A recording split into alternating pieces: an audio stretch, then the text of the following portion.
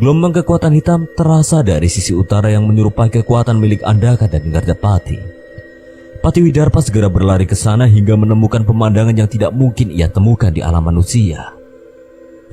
Andaka dan Gardapati yang menerima kekuatan dari jagat Segoro Demit telah kehilangan kesadarannya dan berubah menjadi makhluk hitam dengan taring dan cakar di lengannya. Tidak hanya itu, saat ini mereka saling bertarung dengan makhluk lain. Makhluk bertopeng hitam dengan baju penari, seorang pemuda berpakaian aneh yang menaiki siluman kera raksasa. Assalamualaikum warahmatullahi wabarakatuh. Selamat datang di channel Kang Slamet. Dan kali ini Kang Slamet akan menceritakan sebuah kisah mistis yang berjudul Part 2 Widarpa Dayusampara. Sebelum kita masuk ke ceritanya, buat kalian yang belum subscribe channel ini, tekan tombol subscribe-nya terlebih dahulu dan tekan tombol notifikasinya agar kalian tidak ketinggalan cerita seram lainnya dari Kang Slamet. Gak usah berlama-lama lagi, langsung saja kita masuk ceritanya. Si pengumura dewa dan saya dan bila tetap Semageni. Tidak mungkin Widarpa. Pengorbananmu terlalu besar. Kita harus mencari cara untuk mengembalikan kesaktianmu. Patiwidarpa terlihat sedikit cemas, tidak mudah untuk mendapatkan kesaktiannya kembali. Tidak, Prabu. Terlalu sulit kesaktian saya didapatkan dari suatu tempat yang sulit dijangkau. Lagi pula, saya memang selalu siap untuk menjadi rakyat biasa. Beritahu kepadaku, dari mana kesaktianmu didapat? Empu dan sesepuh kerajaan di luar sana akan membantumu. Tidak semudah itu, Yang Mulia. Ilmu saya berasal dari alam yang hanya dapat terhubung dengan syarat yang tidak mudah. Nama tempat itu Jagat Segoro Demit. Hampir 2 hari perjalanan telah dilalui menuju wilayah Setrageni. Perjalanan tanpa kereta kuda dan pengawalan ini mampu menyamarkan keberadaan mereka walaupun memakan waktu cukup lama. Salam hormat saya Yang Mulia, Prabu Arya dan Mawijaya dan Patiwidarpa. Sambut Raja Indrajaya yang sudah menunggu di depan istana. Terima kasih Raja. Raja Indrajaya bersiap menampung kami. Prabu Arya membalas sambutan Raja Indrajaya dengan sangat sopan. Menjawab balasan Prabu Arya yang pemegang kuasa tertinggi istana Setrageni itu hanya menggelengkan kepalanya. Menampung. Sejak Patiwidarpa menaklukkan Setrageni dan menaruh orang-orang hebatnya untuk membersihkan kerajaan ini, wilayah ini sudah sepenuhnya menjadi bagian kerajaan Dharmawijaya. Ucap Raja Indrajaya yang tak henti-hentinya menyanjung Patiwidarpa. Bahkan jika Pati meminta kedudukan saya sebagai raja pun, akan saya serahkan dengan sukarela. Prabu Arya menoleh pada Widarpa dan semakin kagum dengan Pati setianya yang selama ini hanya ia kenal di dalam kerajaannya saja. Wes, jangan berlebihan. Lebih baik kita segera masuk dan amankan Prabu Arya, ucap Patiwidarpa yang merasa risih dengan formalitas ini. Setelah mengumpulkan pejabat-pejabat kerajaan yang hampir setengahnya diisi oleh orang-orang Patiwidarpa, Prabu Arya menceritakan semua hal yang memporak-porandakan kerajaannya. Kelompok gamelan alas Kamulan. Bukannya itu kelompok yang juga sering diundang oleh pejabat-pejabat sebelumnya, ucap salah satu panglima yang ditugaskan oleh Patiwidarpa di istana ini. Prabu Arya dan Patiwidarpa saling menoleh seolah menarik sebuah benang merah. Mungkin saja para pejabat dan panglima kerajaan Indrajaya sebelumnya juga terpengaruh oleh kelompok gamelan ini. Kalau memang benar, sepertinya sudah jelas siapa musuh sebenarnya, ucap Patiwidarpa. Semua yang ada di ruangan seolah sepakat dengan kesimpulan ini. Prabu Arya, Raja Indrajaya, sebelum kita melakukan ini, ada yang harus saya lakukan dan butuh peran serta dari Prabu Arya dan Raja Indrajaya. Kali ini Patiwidarpa mulai berbicara dengan wajah yang serius. Seolah mengerti yang dimaksud Patiwidarpa, Prabu Arya mengangguk. Benar Raja. Saat ini Patiwidarpa tengah kehilangan kesaktiannya demi menolong saya. Kami harus mencari cara untuk mengembalikan kesaktiannya lagi. Jelas Prabu Arya, Raja Indrajaya terlihat terkejut mendengar ucapan itu. Ia jelas tahu kerugian besar yang dihadapi jika Patiwidarpa kehilangan kekuatannya. Apa yang bisa kami lakukan untuk membantu mengembalikan kesaktian Patiwidarpa? Kesaktian Patiwidarpa, Ajian Segoro Demit, menggunakan aliran kekuatan dari alam lain yang disebut Jagat Segoro Demit. Namun untuk membuka gerbang itu lagi, kita membutuhkan benturan kekuatan gaib yang besar untuk menarik perhatian dari penguasa di sana. Jelas Prabu Arya, Raja Indrajaya sedikit mengerti, namun ia cukup khawatir.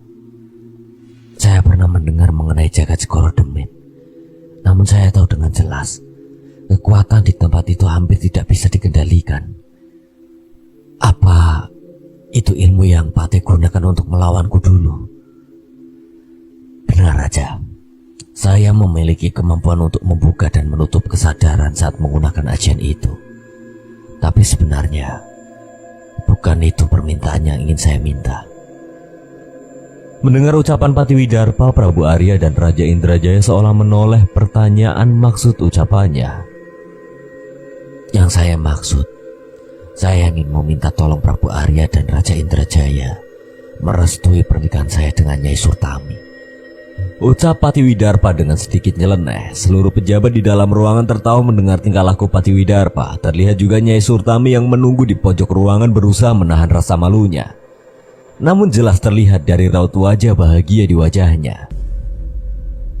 Terima kasih apabila Yang Mulia Prabu Arya dan Raja Indrajaya bersedia merestui.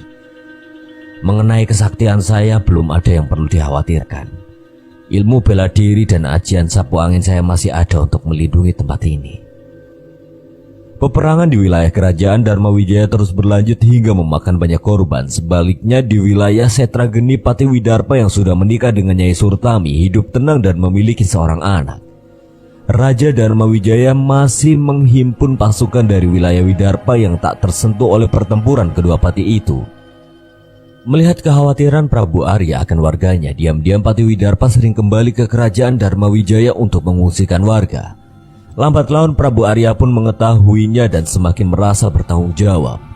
Kerajaan Setrageni berkembang semakin pesat dengan kebijaksanaan Prabu Arya dan kedekatan Raja Indrajaya dengan seluruh rakyatnya. Hampir tidak ada warga yang mengeluh. Walau begitu, Prabu Arya seolah merasakan adanya bom waktu yang akan menimpa mereka ketika Andaka dan Gardapati menyadari tentang kerajaan ini. Setelah berhasil menghimpun kekuatan untuk bertahan, Prabu Arya memutuskan untuk pergi dari kerajaan untuk menemui Mahaguru dan sesepuh yang tersebar di tanah Jawa. Tanpa membawa sedikit pun identitas kerajaan, ia pergi menuju ke arah timur ke sebuah hutan yang konon dihuni oleh 5 jin penguasa. Ia memulai semuanya dari awal, mulai dari belajar bertahan hidup di alam hingga ilmu-ilmu fisik. Pencariannya berakhir di ujung hutan di mana terdapat sebuah kerajaan. Ia tahu dengan jelas itu bukan kerajaan manusia. Namun hanya inilah satu-satunya jalan untuk menemui Mahaguru. Prabu Arya mulai memasuki kerajaan. Ia segera melihat keramaian makhluk dengan berbagai wujud. Siluman keras tinggi pohon kelapa, ular berkaki yang merayap di atap-atap rumah, hingga makhluk hitam besar berwajah seperti burung hantu. Walau sudah menghilangkan keberadaannya dan berjalan dengan hati-hati, rupanya keberadaan Prabu Arya disadari oleh ras buto yang memang menjadikan manusia sebagai makanannya. Sebuah ayunan besar mengarah ke Prabu Arya. Dengan sigap ia menghindari dengan ilmu lompatan yang ia miliki. Tak selesai sampai di situ, makhluk kerdil pemakan darah sudah siap dengan gerombolannya untuk menyerang Prabu Arya. Menyadari posisinya yang tidak menguntungkan, Prabu Arya memutuskan untuk melarikan diri. Sayangnya sebelum cukup jauh berlari, jalannya sudah dihadang oleh makhluk kerdil yang melompat, mencakar dan mencabik-cabik tubuh Prabu Arya. Terlihat setiap darah yang menetes segera dijilati oleh makhluk itu. Tidak pasrah dengan kondisinya, Prabu Arya membacakan sebuah mantra dan menyebabkan sapuan ain besar di sekitar tubuhnya untuk menciptakan kesempatan melarikan diri. Sebelum berlari cukup jauh, terlihat sesosok bayangan berlari mengejarnya dan mengayunkan benda cair berwarna merah menyerupai darah ke tubuh Prabu Arya.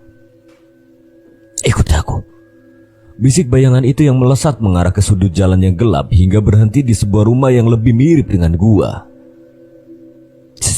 "Siapa kamu? Apa maksud ini semua?" Tanya Prabu Arya yang masih belum berani memasuki tempat itu. Yang kusiramkan itu adalah darah kerbau untuk menyamarkan baumu. Sudah masuk. Prabu Arya memperhatikan makhluk yang mencoba menolongnya itu. Sesosok kera dengan ukuran badan seperti manusia. Ia berpakaian layaknya manusia pada zaman dulu. Setelah masuk ke kediamannya, makhluk itu menutup pintunya dengan batu yang menggelinding hingga kegelapan menyelimuti ruangan. Kita biarkan mereka pergi dulu. Habis itu ceritakan, mengapa bisa ada manusia di tempat ini? Suara gerombolan makhluk itu terdengar melintasi jalanan di tempat itu seolah mencari sesuatu. Cukup lama hingga akhirnya suara-suara itu menghilang. Siluman itu menyalakan api pada sebuah cawan minyak yang terletak di sebuah meja batu miliknya. Cahaya remang-remang mulai menerangi sudut-sudut ruangan ini. Sekarang ceritakan, mengapa seorang manusia nekat bunuh diri memasuki wilayah ini? Terima kasih atas pertolongan Tuhan. Saya hanya bermaksud melintasi menemui Mahaguru di seberang kerajaan ini. Untuk melewati kerajaan demit ini, setidaknya kamu membawa tumbal 100 orang untuk mengalihkan perhatian demit-demit memangsa manusia di luar sana. Tidak. Saya ke tempat ini untuk menolong orang-orangku, bukan malah mengorbankannya. Apa tidak ada cara lain? Siluman kera itu menggeleng. Ia benar-benar tidak mengerti dengan kenekatan manusia di hadapannya itu. Yang kusiramkan itu darah kerbau yang sudah kudiamkan berbulan-bulan hingga membusuk. Itu pun hanya mampu menyamarkanmu selama beberapa jam. Jelasnya yang masih memikirkan cara menyelamatkan Prabu Arya. Lantas mengapa Tuhan menyelamatkan saya? Siluman itu mendekatkan hidungnya ke tubuh Prabu Arya. Saya mencium bau widarpa dari tubuhmu. Tidak usah kau jelaskan siapa dirimu. Aku pasti akan membantu siapapun orang terdekat widarpa. Jawab siluman itu membuat Prabu Arya merasa heran bagaimana sampai nama widarpa bisa terdengar di tengah hutan terpencil ini. Maafkan saya bila lancang. Bagaimana Tuhan bisa mengenal sahabat saya widarpa? Widarpa satu-satunya manusia yang bertahan hidup di sukunya, yang berasal dari hutan ini. Sama seperti rasanya yang menghuni kedua alam di hutan ini. Suatu ketika, gerbang gaib yang menghubungkan jagat segoro demit terbuka di tempat ini dan mengakibatkan ratusan demit memasuki alam manusia. Demit yang mulai mengetahui kenikmatan darah manusia segera membantai pemukiman-pemukiman di hutan ini, hingga kelima jin penguasa hutan mencoba menghentikan keganasan mereka. Sayangnya semua itu belum cukup. Sampai suatu saat kekuatan besar mengalir dari gerbang jagat segoro demit dan merasuki tubuh widarpa. Satu-satunya manusia yang selamat seolah memberi kekuatan untuk membalaskan dendam keluarganya. Namun bukannya mengamuk, widarpa hanya menjaga demit-demit itu agar tidak keluar dari hutan ini. Sepertinya kebajikan yang diajarkan oleh orang tua dan sukunya bisa membuatnya mempertahankan emosinya. Inilah yang membuat kelima jin hutan dan siluman kera yang berasal dari hutan ini membantu bocah itu. Sayangnya berita mengenai kumpulan demit ini memancing perhatian orang-orang sakti untuk memanfaatkan kekuatan hitam dari makhluk-makhluk itu. Kebanyakan dari mereka terlalu meremehkan dan mati mengenaskan. Hal ini memancing amarah bangsa demit itu untuk keluar dari hutan yang akhirnya dikejar oleh widarpa yang tidak pernah kembali hingga saat ini. Mungkin saja ia sudah tahu bahwa demit di hutan ini sudah terkendali oleh sosok yang lebih sakti. Cukup panjang cerita yang disampaikan oleh makhluk itu. Tapi dari cerita siluman kera itu akhirnya Prabu Arya mengerti mengenai asal-usul anak kecil yang tersesat di kerajaannya beberapa belas tahun silam itu. Apa yang Tuhan maksud mengenai sosok yang lebih sakti itu adalah Mahaguru. Siluman kera itu mengangguk.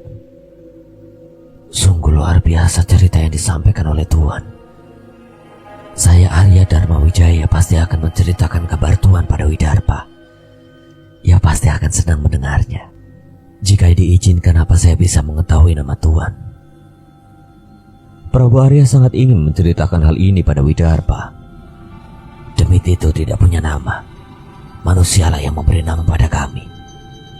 Tapi widarpa memanggilku Giridaru Kerala Swetan. Prabu Arya sungguh tidak menyangka bahkan sampai di tempat yang tidak terjamah manusia ini sosok Widarpa masih bisa menyelamatkannya dari masalah. Sekarang permasalahannya bagaimana Tuan Arya ini bisa selamat dari kerajaan demit ini. Mereka berdua memikirkan berbagai macam cara namun tidak ada satupun cara yang aman. Satu-satunya cara adalah menerobos kerajaan ini dengan bau darah kerbau yang bisa menyamarkan bau manusia. Ingat Tuan, bau ini bisa menyamarkan dari demit kecil, tapi untuk demit sekelas panglima kerajaan jelas tidak mungkin. Hindari mereka dan larilah hingga melewati danau kecil di luar kerajaan. Peringat Giridaru pada Prabu Arya. Dan sampaikan salam hormatku pada Mahaguru. Setelah membalur tubuh Prabu Arya dengan darah kerbau, Giridaru membuka batu penutup goa dan membiarkan Prabu Arya pergi meninggalkan kerajaan. Prabu Arya menyelinap di antara bayang-bayang bangunan untuk menghindari demit-demit di sekitarnya menyadari keberadaannya. Beberapa buto juga masih berjaga seolah masih mencari keberadaannya. Cukup lama namun pasti Prabu Arya sampai di gerbang belakang kerajaan demit yang tersimpul dari kayu-kayu lapuk. Ia bergegas berlari menuju keluar kerajaan hingga kembali masuk ke dalam hutan. Sayangnya ternyata ada sesosok makhluk yang mengikutinya. Makhluk itu melesat dengan cepat namun di setiap pohon-pohon di jalur yang ia lewati terlihat tumbang dengan tenaganya yang besar. Melihat hal itu, Prabu Arya berhenti dan memastikan siapa yang akan menjadi lawannya. Manusia. Hampir. Makhluk itu hampir menyerupai manusia. Hanya saja seluruh tubuhnya yang besar berwarna hitam pekat bermata merah dengan rambut hitam di seluruh tubuh bagian belakangnya. Apa maumu? Tanya Prabu Arya yang siap melawannya. Bukannya menjawab, makhluk itu hanya mengeram seperti hewan buas. Sepertinya tidak semua demit atau siluman di sini bisa berbahasa manusia. Makhluk itu menerjang Prabu Arya dan bersiap menghantamkan lengannya yang besar dengan sigap. Prabu Arya menghindar dan mencabut kerisnya. Sebuah lompatan cukup membuat dirinya berpindah ke punggung demit hitam itu. Ia melawan dengan menusukkan kerisnya namun sepertinya tidak banyak berpengaruh. Sebaliknya demit itu malah menghantamkan tubuhnya ke sebuah pohon hingga Prabu Arya tergencet. Sebuah mantra diucapkan oleh Prabu Arya dan membuat sisi tajam kerisnya menyala keemasan. Kali ini ia menahan pukulan makhluk itu dengan kerisnya yang mengakibatkan beberapa jari demit itu putus. Merasa kesal, makhluk itu meraung dengan kerasnya hingga terdengar suara serupa dari sudut-sudut hutan ini. Sepertinya pengikutnya juga ada di sekitaran sini. Prabu Arya mundur, ia memang tidak bermaksud untuk bertarung sampai akhir dengan demit ini. Ia hanya memastikan apa cara terakhirnya bisa berhasil.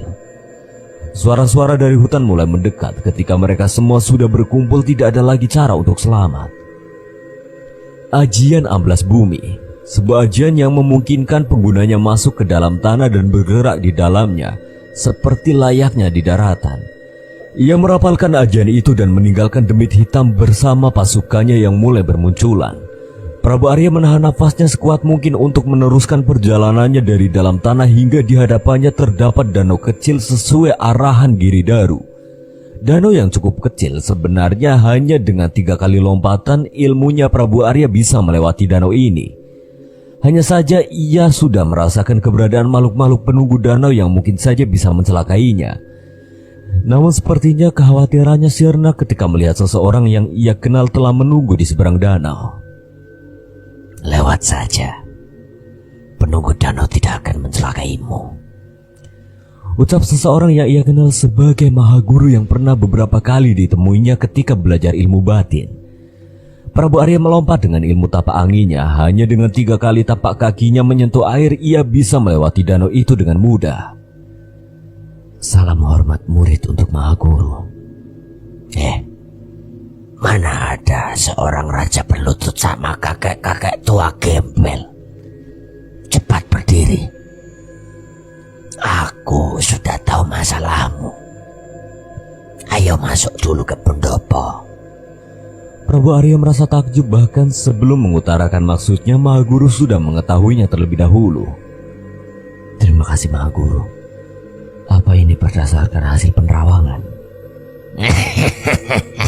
Bukan. Itu beberapa waktu lalu salah satu sesepuh sudah datang duluan. sebelum kamu menceritakan semuanya. Sebuah pendopo tua terlihat di tempat itu yang Prabu Arya duga sebagai tempat tinggal Mahaguru saat ini. Secangkir minuman rempah-rempah dituangkan dari kendi kecil. Mereka memulai perbincangan dari hal-hal kecil yang mereka lalui terakhir kali bertemu. Rasanya kelelahan selama perjalanan tadi hilang seketika setelah berbincang-bincang dengannya. Seharusnya kamu gak perlu kesini, Lole. Tapi maaf Guru, saya membutuhkan ilmu untuk menyelamatkan rakyat. Kamu sudah memiliki semua ilmu untuk menyelesaikan masalah ini. Coba kamu ingat-ingat lagi apa tujuanmu. Prabu Arya berpikir sejenak dengan segera menjawab petunjuk dari Mahaguru. Saya ingin menyelamatkan kerajaan Guru. Yang ingin kamu selamatkan tahtamu atau rakyatmu? Rakyat. Saya tidak peduli dengan tahta yang seandainya rakyat yang terlibat pertempuran bisa selamat. Kamu sudah tahu caranya dan sudah mulai kamu lakukan.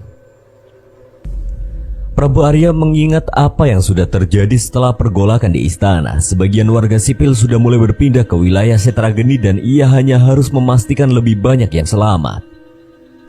Tapi suatu saat kedua pati akan menyerang Setrageni. Patiku yang setia juga telah kehilangan kesaktiannya yang didapat dari jagat Segoro Demit. Sekali lagi Prabu Arya menyampaikan keresahannya. Kalau itu membutuhkan pengorbanan yang besar.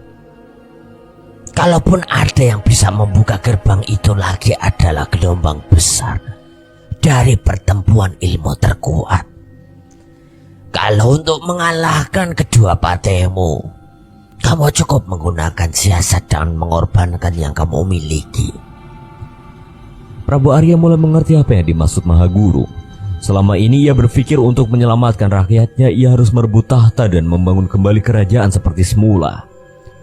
Namun dari ucapan Mahaguru malah mengarah ke sebaliknya.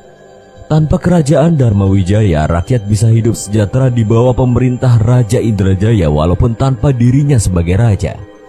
Dan dengan siasat yang disampaikan oleh Mahaguru, raja bisa mengalahkan kedua pati tanpa menjatuhkan lebih banyak korban. Guru, saya sudah mengerti yang dimaksud Guru. Sebelum saya kembali, izinkan saya berlatih kembali ajian yang dulu pernah Guru ajarkan. Ajian ilmu peremuk bumi.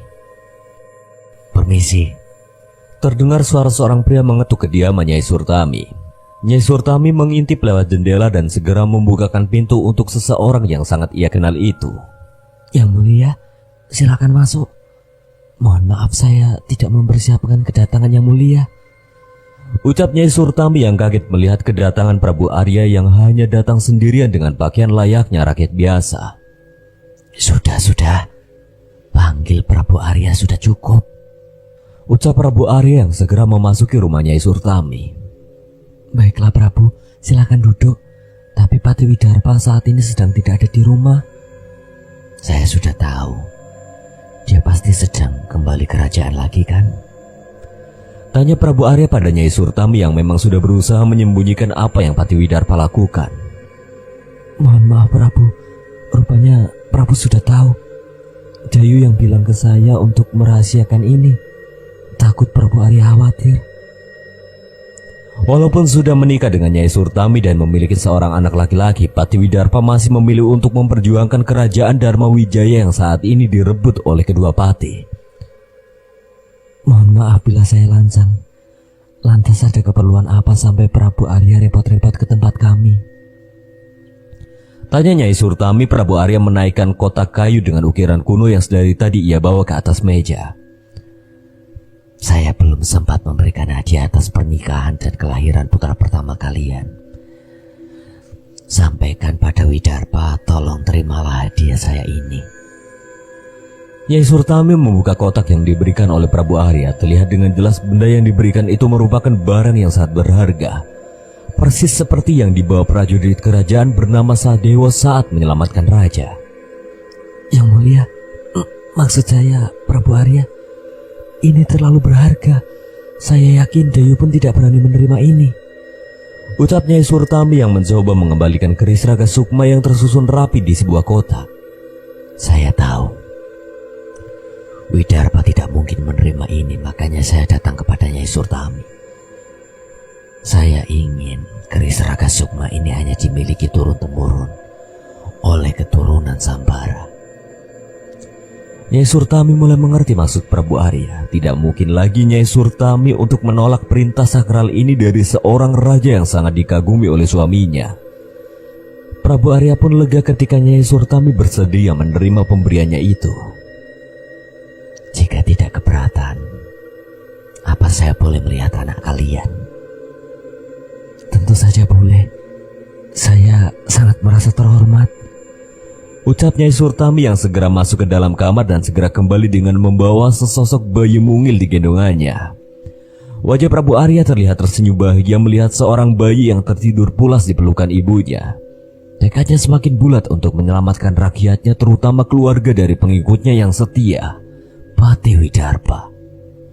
Siapa nama anak ini? Katanya Dayu tidak mau dipusingkan memikirkan nama anak ini. Ia menyuruh saya yang menamakannya. Jadi saya menamainya Putra Sambara. Jawab Nyai Surtami yang jelas menunjukkan kebanggaannya terhadap suaminya dalam nama anaknya. Nama yang bagus. Memang dasar Widarpa. Kalau gitu, jika saya diizinkan, apa saya boleh memberikan nama pada anak ini? Ucap Prabu Arya masih dengan tawanya. Nyai Surtami terlihat senang. Ia mengangkat anaknya lebih tinggi agar lebih jelas dilihat oleh Prabu Arya. Dengan senang hati Prabu, satu kehormatan untuk kami. Ayahnya adalah seorang yang hebat, tidak haus kekuasaan dan berbudi baik. Aku memberi restu pada nama ini, Daryana Putra Sambara. Seperti tidak mampu menahan rasa bahagianya, Nyai Surtami menitikkan air mata haru bahkan hingga Prabu Arya menyelesaikan urusannya di rumah itu dan kembali untuk melanjutkan tujuannya. Dinda, masa apa kamu hari ini? Ucap Widarpa yang baru saja kembali dari urusannya di kerajaan. Halah, sok manggil Dinda, pasti ada maunya. Jawab Nyai Surtami yang malu-malu mendengar godaan suaminya itu. Sudah jelas, yang Kakanda inginkan masakan yang dimasak oleh bidadari yang turun ke pasar. Goda Widarpa yang selalu bisa membuat Nyai Surtami tersenyum. Widarpa segera menghabiskan masakan yang dihidangkan untuknya dengan lahap dan tak henti-hentinya menggendong anak semata wayangnya yang selalu tertawa melihat tingkah laku ayahnya itu. Daryana Putra Sambara. Ucap Nyai Surtami tiba-tiba. Mendengar namanya itu, Widarpa merasakan restu yang sangat besar untuk anak yang digendongnya itu. Itu nama yang bagus. Iya, Prabu Arya yang memberikan nama itu dan merestuinya.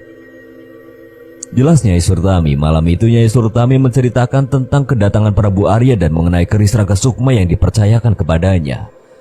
Awalnya ia menolak, namun penjelasan Nyai Surtami mengenai kepercayaan rajanya kepada keluarganya membuat Widarpa mengalah dan menerima pemberian berharga itu. Namun dari situ Pati Widarpa tahu bahwa Prabu Arya merencanakan sesuatu. Terdengar ketukan di pintu jendela kamar istana yang menjadi tempat istirahat Prabu Arya. Seolah sudah mengerti, Prabu Arya segera berjalan ke balkon dan menemui Widarpa yang sudah jongkok di pinggir pembatas balkon. Prabu, apa yang Prabu rencanakan? Menantang kedua pati untuk perebutan tahta. Itu tindakan konyol. Ucap Pati Widarpa yang langsung menunjukkan maksudnya. Informasi itu ia dapat dari telik sandi yang ia tempatkan di kerajaan Dharma Wijaya bahwa Prabu Arya akan menantang kedua pati untuk pertarungan perebutan tahta. Prabu Arya menghela nafas. Ia pun sudah menduga bahwa Widarpa pasti akan menyadari maksudnya. Widarpa, Andaka dan Gardapati sudah mendengar kabar mengenai diriku yang masih hidup. Hanya ini satu-satunya cara agar mereka tidak menyerang wilayah ini. Mendengar itu wajah cemas mulai terlihat di wajah Pati Widarpa. Harus ada yang menghentikan mereka sebelum kerajaan ini menjadi korban kebrutalan mereka juga. Jika saat ini Widarpa memiliki kesaktiannya, sudah pasti ialah yang akan mencoba menghentikan kedua pati itu. Namun ia sadar dengan kemampuannya.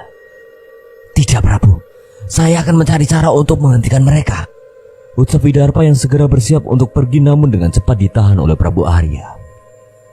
Tugasmu adalah menjaga rakyat di tempat ini. Dan tugasku menghentikan mereka. Aku sudah menghadap Maha Guru dan inilah yang terbaik.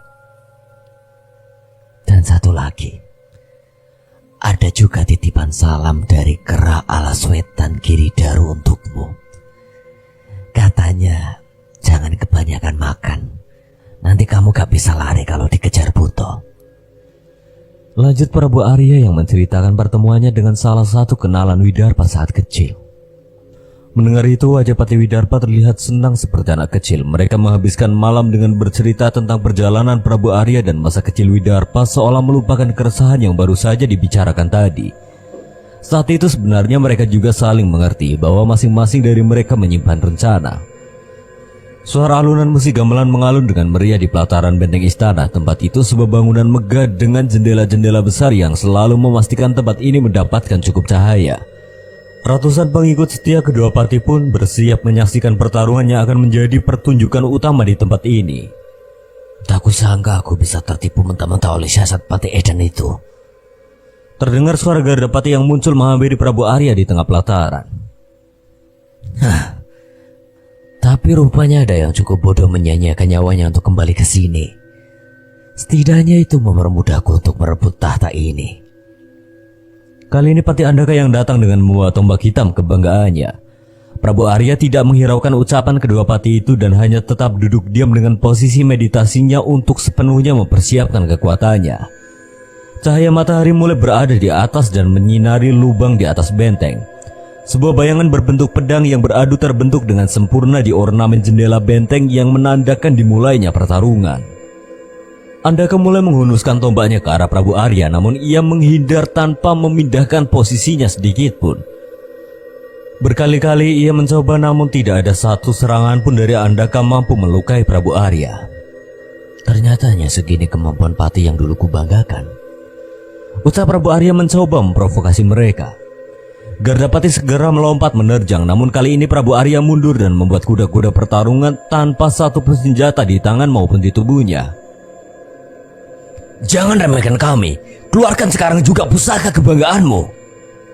Aku akan melawan kalian dengan tangan kosong, seperti saat aku melatih kalian dulu. Balas Prabu Arya yang semakin memperkuat kuda-kudanya. Kau pikir kami bodoh? Kau pasti sudah mempersiapkan siasat licikmu lagi. Kali ini Andaka lebih berhati-hati walaupun tidak tahu jelas mengenai pusaka raja. Mereka tahu benar sebesar apa kekuatan pusaka yang dimiliki seorang penguasa kerajaan. Satu-satunya pusakaku sudah kuserahkan kepada orang yang pantas. Pasti Pati Edan itu. Setelah membunuhmu akan kurebut pusaka itu darinya. Andaka yang merasa geram segera menyerang Prabu Arya kembali. Tapi kali ini serangan itu diperkuat dengan ilmu penguat raga yang menyebabkan hentakan besar di setiap serangannya. Tak mau ketinggalan, Gardapati segera membacakan mantra di pedangnya hingga cahaya hitam menyelimuti bilah tajam pedang itu. Walaupun dapat menghindar, Prabu Arya tetap terkena dampak dan ilmu gaib yang menyelimuti pusaka mereka.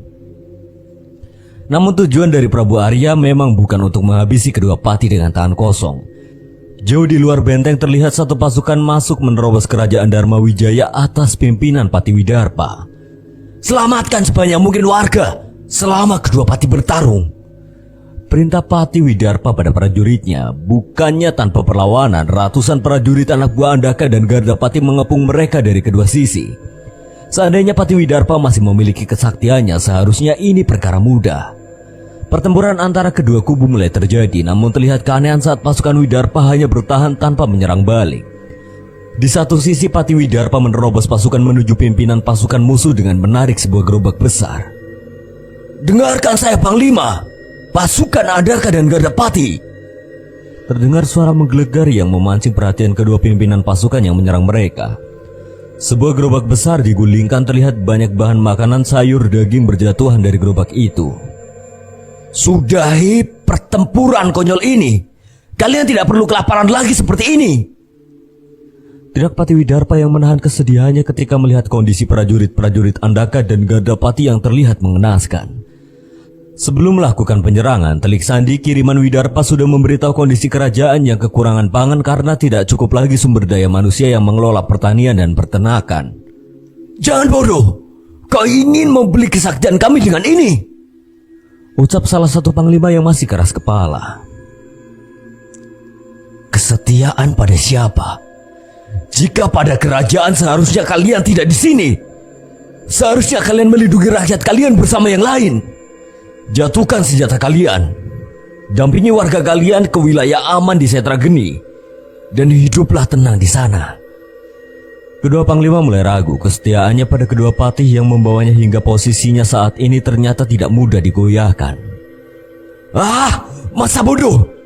Aku sudah muak dengan perintah Gardapati yang tergila-gila pada pelacur penari itu." Mendadak salah satu prajurit Gardapati melemparkan senjatanya dan mulai menyusul para warga yang diselamatkan oleh pasukan Widarpa. "Benar, aku tidak mau lagi dapat perintah untuk menyakiti atau memotong bagian tubuh mereka yang seharusnya kulindungi." Prajurit lain menyusul dan diikuti dengan ratusan prajurit lainnya. Widarpa merasa lega melihat kejadian ini. Ia mengawasi hingga semua prajurit berhasil meninggalkan kerajaan menuju wilayah Setrageni. Namun kedua panglima kepercayaan kedua pati itu masih berada di tempatnya. "Biarkan kami tetap di sini. Mereka sudah cukup untuk menjaga rakyat kerajaan dan Mawijaya. Izinkan kami menjaga kesetiaan kami sampai akhir," ucap panglima perang yang masih memilih setia pada Pati Andaka. "Prabu Arya sedang bertarung di pelataran benteng istana. Saya yakin itu tujuanmu." Panglima perang pasukan Gardapati pun memilih jalan yang sama. Pati Widarpa sangat mengerti dengan perasaan mereka. Arti sebuah kesetiaan yang telah dibangun semenjak kedua pati masih berjuang untuk kerajaan tidak akan mudah hilang walaupun pemimpin mereka sudah berpaling arah. Tanpa menunggu lama, Pati Widarpa segera pergi menuju ke tempat yang ditunjukkan panglima itu. Pelataran benteng istana. Suara tabuhan kendang terdengar meriah setiap serangan-serangan dilancarkan oleh ketiga petarung yang saling bertukar jurus. Terlihat Prabu Arya melompat setinggi-tingginya dan memukulkan kepalan tangan yang telah diselimuti kekuatan ke arah Pati Andaka yang segera menghindar. Pecahan-pecahan batu terlihat berhamburan menunjukkan betapa kuatnya serangan itu. Kedua pati yang melihatnya memutuskan untuk menggunakan senjata pamungkasnya. Andaka memutarkan berkali-kali tombak hitam yang ia bawa hingga muncul bayangan petir hitam yang segera ia gunakan untuk menyerang Prabu Arya. Serangannya begitu cepat hingga Prabu Arya memutuskan menggunakan ajian amblas bumi untuk menghindarinya. Gardapati yang telah mengenali jurus itu segera membacakan mantra pada pedangnya dan menusukkannya ke tanah hingga pelataran benteng yang terbuat dari batu hancur porak-poranda. Prabu Arya yang mendapat serangan itu segera keluar dari tanah dengan menahan darah yang akan keluar dari mulutnya. Melihat pelataran yang hancur lebur, Prabu Arya tidak menyia-nyiakan kesempatan. Ia melanjutkan siasatnya. Ajian Permuk Bumi, sebuah ilmu yang menarik kekuatan dari dalam bumi dan mengembalikannya lagi yang konon mampu menghancurkan sebuah bukit. Ajian ini dirapalkan untuk menghancurkan pondasi terakhir benteng istana yang sudah rapuh dengan serangan Gardapati. Selesai, ucap Prabu Arya. Runtuhan batu-batu mulai menjatuhi tempat pertarungan. Ratusan pengikut kedua pati mati tertimpa reruntuhan benteng yang menimpa mereka. Sial, ternyata ini siasat busukmu. Gardapati yang merasa tertipu mencoba melarikan diri, tapi tidak ada satupun jalan yang dapat dilewati. Bodoh, dengan begini kau juga akan mati, teriak Andaka. Sudah ada yang menjaga rakyatku. Tidak ada lagi yang aku sesali. Siapa? Maksudmu pati gila itu? Balas Andaka yang menunjuk ke salah satu sudut jendela yang mulai hancur. Prabu Arya menoleh terlihat Pati Widarpa berhasil menyelinap masuk ke tempat itu dan segera berlari ke arahnya. Bodoh, pertarungan ini sudah selesai. Kau menyia-nyiakan nyawamu.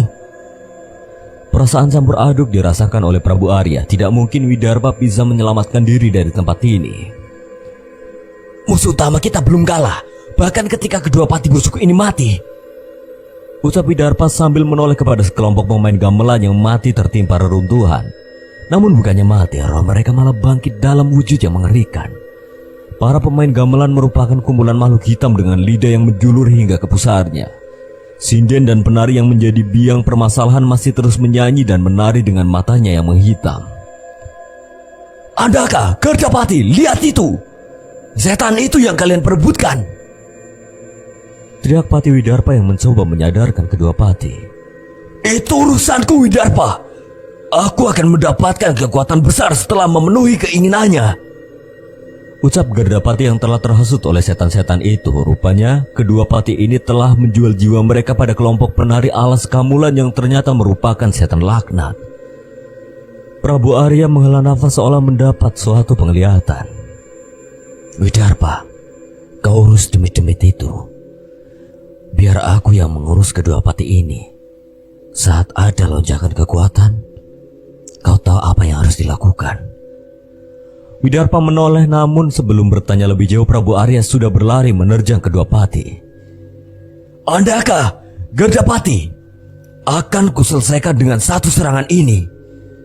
Teriak Prabu Arya. Andaka dan Gardapati yang terpancing mengumpulkan sisa-sisa kekuatannya dan mengeluarkan seluruh kekuatan yang mereka miliki. Ajian Permuk Bumi milik Prabu Arya, ajian Guntur Hitam milik Andaka, dan ajian Pembelah Gunung milik Gardapati beradu hingga menyebabkan ledakan besar. Kekuatannya terlalu besar hingga terasa sampai wilayah Setrageni. Pertemuan ketiga kekuatan itu menorehkan sebuah lubang menunjukkan alam yang berbeda. Prabu, lubang itu lubang untuk menuju Jagat Segoro Demit. Teriak Pati Widarpa. Tanpa melewatkan kesempatan, Pati Widarpa merapalkan ajian sapu angin dan menerjangkan kelompok gamelan alas Kamulan itu ke lubang itu. Namun, ternyata itu tidak mudah. Sang penari berhasil menghindar dan menyerang balik Pati Widarpa dengan selendang yang saat ini lebih mirip dengan kain berlumuran darah. Berkali-kali serangan Pati Widarpa tidak dapat menyentuhnya, namun benteng istana sudah hampir hancur sepenuhnya. Tak mau menyia-nyiakan pengorbanan Prabu Arya, Widarpa mensegera penari yang sudah berwujud demit sepenuhnya dan membawanya memasuki lubang yang menghubungkan dengan alam manusia, juga dengan Jagat Segoro Demit. Tubuh Widarpa terjatuh ke sebuah tempat yang dipenuhi rumput berwarna hitam. Aliran kekuatan besar berangsur-angsur memasuki tubuh Widarpa. Suara pertempuran terdengar hampir dari penjuru tempat ini.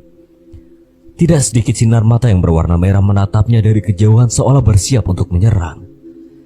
Aliran energi yang mengalir memasuki dirinya membuatnya hampir kehilangan kesadaran. Namun ini persis seperti saat ia menggunakan jurus andalannya, ajian Segoro Demit, sehingga ia sudah bisa mengendalikannya. Prabu! Teriak Widarpa mencari keberadaan Prabu Arya yang mungkin juga terhisap ke tempat ini, namun sama sekali tidak ada jawaban selain suara mengeram dari seluruh tempat ini. Gelombang kekuatan hitam terasa dari sisi utara yang menyerupai kekuatan milik Andaka dan Gardapati.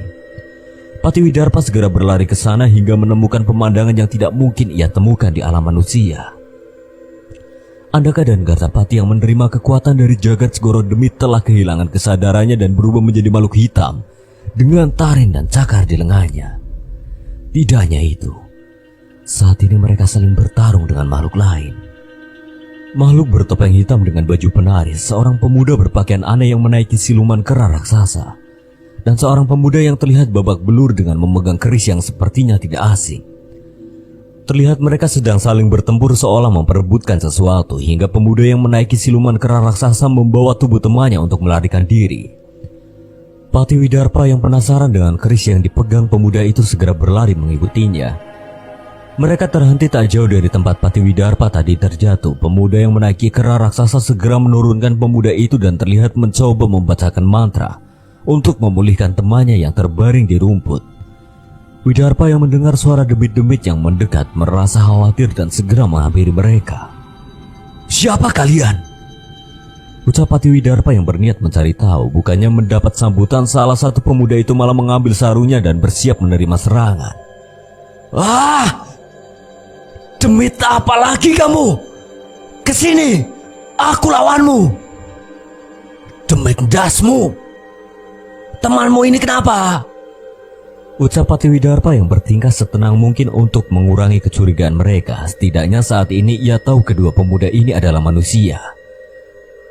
Dia terkena serangan mendadak dari dua makhluk berwujud prajurit kerajaan.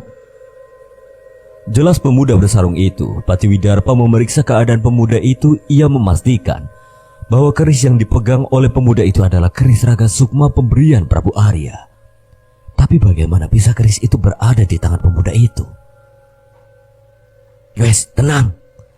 Tolong jaga tempat ini dulu, ucap Pati Widarpa yang mengambil keris dari pinggangnya. Kamu mau apa? Ucap pemuda bersarung yang khawatir kalau Widarpa akan melukai temannya itu.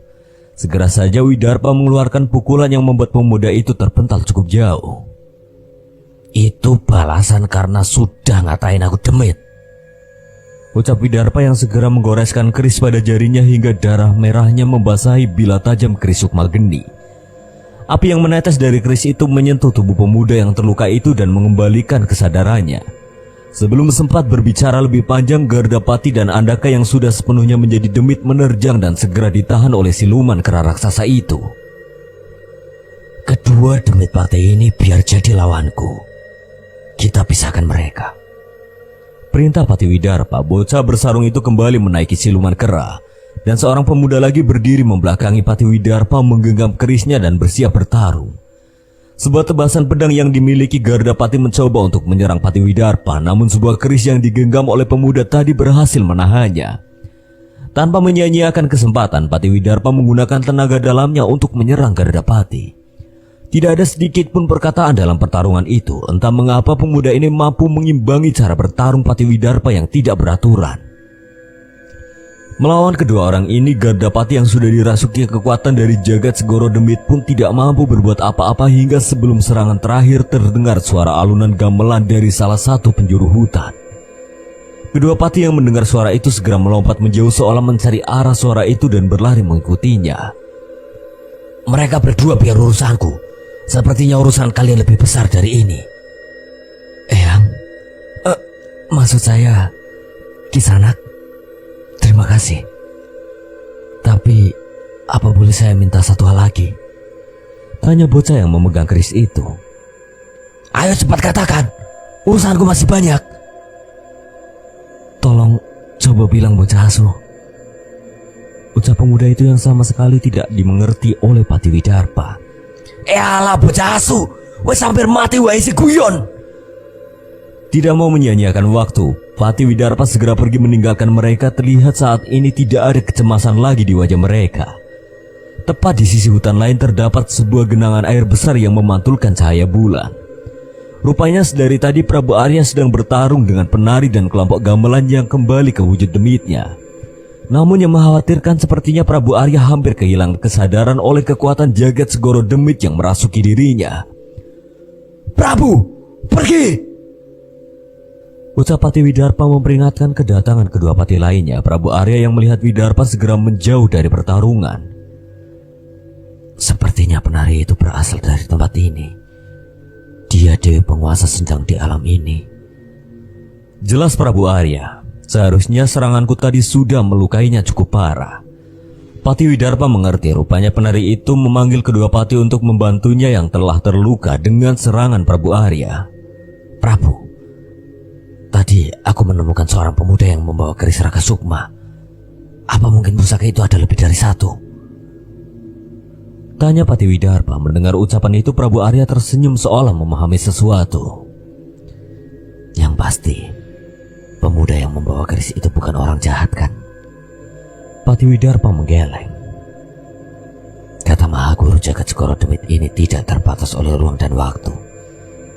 Makhluk dari semua tempat dan semua zaman bisa berada di sini.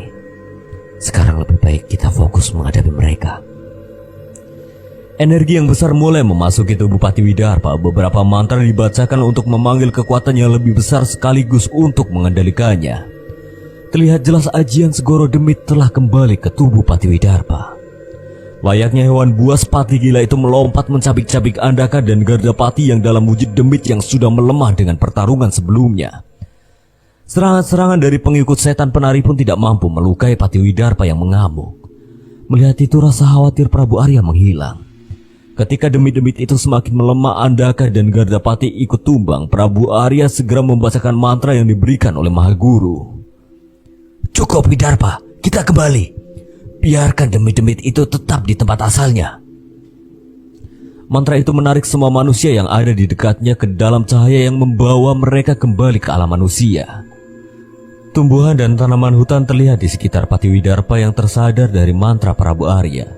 Terlihat di hadapannya Prabu Arya sedang duduk menanti kesadaran patinya itu. Tugasku sudah selesai, Widarpa. Ucap Prabu Arya. Pati Widarpa mencoba untuk duduk dan menghampiri rajanya itu. Benar. Sekarang kita bisa kembali ke Setra Geni. Balas Widarpa dengan wajah yang lebih tenang, namun Prabu Arya menggelengkan kepalanya. Jaga rakyatku. Hiduplah dengan berbahagia. Lindungi keturunanmu dan orang-orang yang kamu sayangi.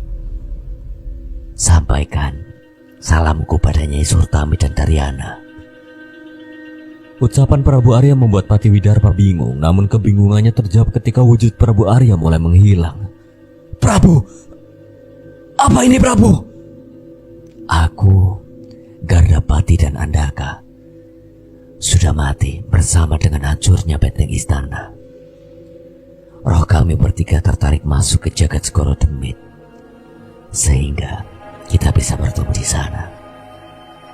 Begitu juga saat kembali. Hanya roh kami bertiga yang kembali ke alam ini. Aku tidak menyesali semua ini. Teruslah tertawa seperti orang gila. Walau aneh, aku selalu merasa tenang saat mendengar suara itu. Selamat tinggal, Widarpa, sang patih gila. Ucap Prabu Arya yang perlahan menghilang dari hadapan Widarpa. Setelah kekalahan kedua pati dan kepergian Prabu Arya, wilayah Setra Geni berkembang semakin pesat. Prajurit dari kerajaan Dharma Wijaya banyak membantu mengembangkan wilayah itu dengan membangun jalur perdagangan dengan kerajaan-kerajaan yang telah menjadi aliansi kerajaan Dharma Wijaya. Pati Widarpa kini tidak lagi mau menempati posisinya sebagai pati. Ia menanggalkan kalung pusaka kerajaan yang menjadi penanda pati dan lebih memilih untuk melatih anaknya Daryana yang tumbuh besar. Sayangnya, ketenangan itu tidak berlangsung lama. Kekuatan dari jagat Segoro Demit yang berada di tubuhnya tumbuh semakin besar dan seringkali membuat Widarpa kehilangan kesadaran dan bahkan hampir melukai orang terdekatnya. Kejadian itu membuatnya memutuskan untuk pergi meninggalkan keluarganya untuk mengasingkan diri di hutan sambil mencari keberadaan jasad Prabu Arya yang tertimbun. Sebuah surat dan kerisuk mageni ditinggalkan oleh Pati Widarpa untuk Nyai Surtami dan Daryana. Keputusan yang sangat berat, namun mereka berdua tahu bahwa keputusan ini yang terbaik. Sesekali Widarpa kembali menengok putranya yang sudah tumbuh menjadi seorang pendekar tangguh. Walaupun jarang menampakkan wujudnya, Nyai Surtami selalu mengetahui kedatangan Widarpa dari setiap melihat makanan yang ia masak di dapur habis tak bersisa, dengan piring-piring yang berantakan. Saat Daryana sudah dewasa dan berkeluarga, Widarpa tidak pernah lagi kembali ke rumah tersebut hingga Nyai Surtami memutuskan untuk mengembara, membawa kerisuk mageni yang diberikan kekasihnya untuk mencari keberadaan Widarpa. Widarpa Dayu Sambara. Bimo, di sini bentar. Teriak seorang wanita tua yang duduk di kursi kayu tuanya. Iya Eyang, tunggu sebentar. Ucap seorang anak laki-laki yang berlari menghampiri wanita itu selepas membantu ayahnya memanen pisang di kebunnya. Kesini, ada yang mau Eyang berikan. Sebuah keris dengan ukiran berbentuk api diserahkan oleh wanita itu kepada bocah kecil bernama Bimo. Dengan polosnya bocah kecil itu menerimanya dan mendadak melihat sosok lain di sebelah Eyangnya. Itu siapa, Eyang? Itu nenek buyutmu. Namanya Nyai Surtami. Cantik yo. Iya Eyang, cantik. Jawab Bimo dengan polos. Wujud roh wanita itu hanya tersenyum mendengar ucapan cucu buyutnya itu. Kamu kan udah sering bantuin penunggu maupun roh sekitar desa sini. Kalau bantuin nenek buyutmu ini mau gak? Mau dong Eyang. Nolongin apa? Bimo siap. Kali ini bukan Eyang yang berbicara, melainkan roh nenek buyutnya yang menghampirinya. Terima kasih ya Bimo. Bantu Eyang nemuin jasad kakek buyutmu ya. Dia pasti senang kalau bisa ketemu kamu. Siap dong Eyang. Kakek buyut Bimo pasti orang hebat kan? Tanya Bimo. Terlihat roh Nyai Surtami tersenyum dan mengangguk. Sekian. Terima kasih buat Dioseta yang telah mengizinkan saya membawakan ceritanya. Apabila ada kesalahan atau kekurangan, Kang Slamet memohon maaf sebesar-besarnya. Akhir kata, Kang Slamet pamit undur diri. Wassalamualaikum warahmatullahi wabarakatuh. Gelombang kekuatan hitam terasa dari sisi utara yang menyerupai kekuatan